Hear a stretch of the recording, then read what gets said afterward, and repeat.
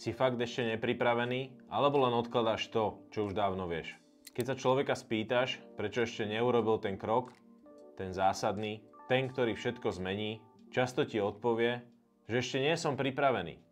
Ešte potrebujem čas. Ešte potrebujem dozrieť. Ešte treba niečo dotiahnuť. Alebo ešte som neobjavil svoje poslanie. Ale dnes ti položím inú otázku.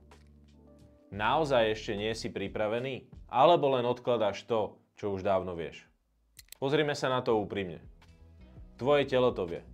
Tvoje vedomie to cíti. Tvoja duša už roky šepká, kam máš ísť. A ty napriek tomu hovoríš, ešte nie.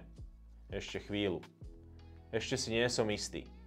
Ale ak si úplne pravdivý voči sebe, nie si istý, alebo len nechceš cítiť ten tlak spojený so skutočnou zmenou?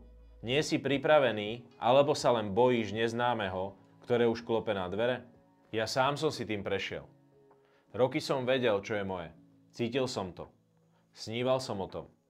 Vidiny, obrazy, volanie. Bolo to úplne jasné.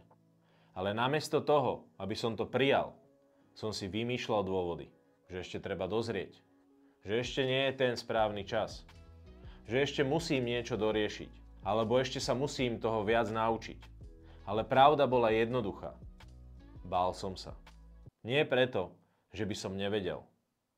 Ale preto, že som tušil, že keď spravím ten krok, nič už nebude rovnaké ako predtým. A práve toho sa najviac bojíme. Nie zlyhania, ale toho, že by to mohlo konečne výjsť.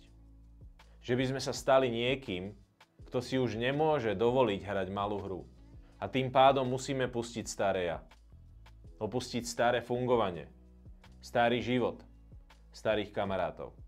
A presne tam si možno teraz aj ty. Hovoríš si, že potrebuješ čas, ale v skutočnosti odkladáš rozhodnutie, ktoré si už dávno urobil vo svojom vnútri.